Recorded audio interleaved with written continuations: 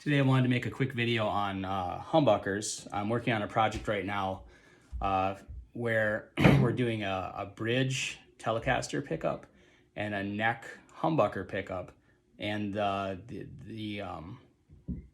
theme of the instrument is like a muscle car theme, a classic muscle car theme.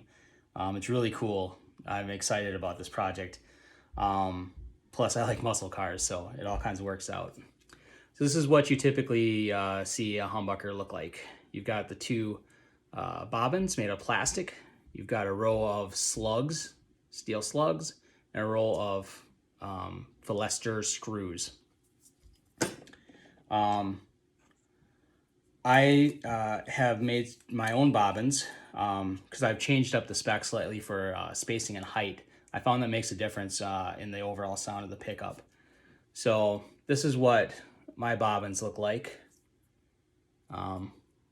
before I wind them. See that they're a little different than the typical bobbin.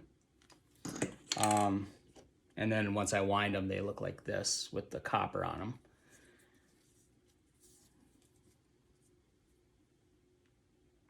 So for this particular build, we're going to do something kind of interesting. In that instead of using these slugs and screws, I'm going to use a black 5mm set screw instead for the pole pieces. Some customers ask me for custom things, and so I end up having to do some modifications. Like this customer wanted these wood topped, and then has Allen head screws for the poles, which is kind of cool. This is one of my older pickups, and you can see that I used to use the Allen heads pretty frequently. So yeah, this is kind of what it would look like assembled. You see that these actually pop out through the bottom a little bit. So as such, I have to drill a hole in the bottom of these to make room for those pole pieces to fit through. So normally on a humbucker, this changes things quite a bit. Normally on a humbucker, you would have your pickup magnet and then this little spacer bar, right? And then a spacer on the other side to hold the bobbins up. So the pickup bobbin, the one that gets the Philester screws, Philester, I'm never going to say that right, would go over the top of this spacer with the holes in it, because you can see that the way the magnet sits on here, maybe you can't see, it wouldn't make contact with those screws without that spacer in place. So you would actually get some weak magnetic pull through those. That's not a problem with the 5mm screws. They're fat enough that they go through and they contact the magnet on both sides. So I'm gonna have to drill these out, and typically when I get these base plates, they're super rough. Like, when they punch them out or drill them, they don't remove the burrs, and so I pretty much always end up having to drill them out. So to do that, I just use a machinist vise, and I've cut this piece of 2x4 to be the same width as it is between these two bends on the plate. So it'll sit right on there nice, and it doesn't really move. So I'm just gonna drill out 5mm hole. This base plate. So I've left a little bit of slop in the 2x4 because when a drill bit makes contact with this hole, it's going to want to self-center.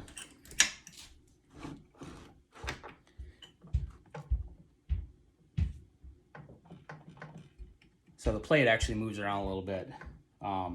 That helps it, make sure that the hole gets centered and it's not off a little bit. It's not the end of the world if it's off a little bit, but I'm kind of a perfectionist, and I want to make sure that it's exactly lined up.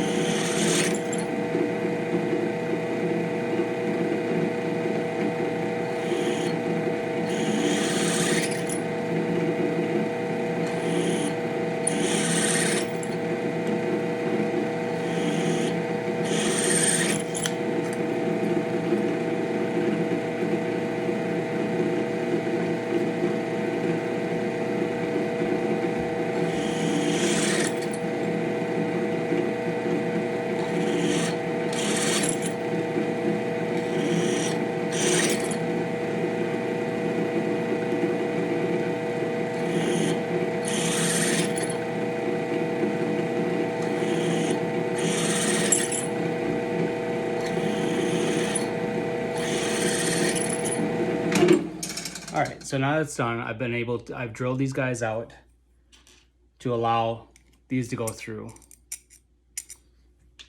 But in the process, I've left a burr on it as well.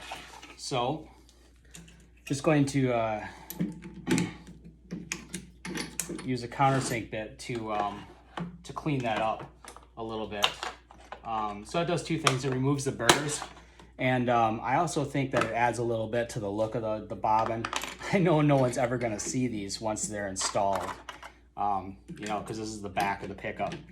But you know, it's still important to me that the pickup be as quality as I can make it. And I think that just having that chamfer on there adds to the look. It also makes it, there we go, come on, sweetheart. And it gets rid of the burr in case anyone's handling it in the future.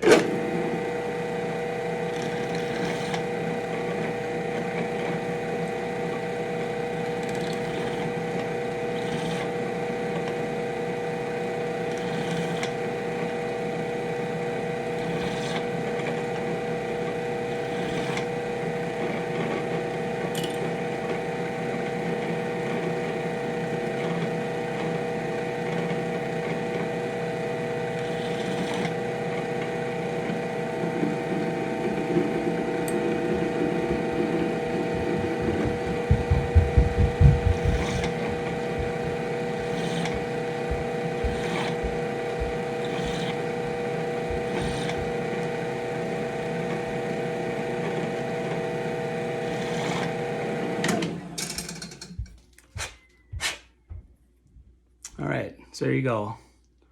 There's my finished piece, all drilled to size, nicely chamfered. And that's about all I have time for this morning, is to just, you know, prep this base plate. Next, I'll be adding my logo and other information to this thing, and then assembling it. maybe I'll make another video when I get to that point.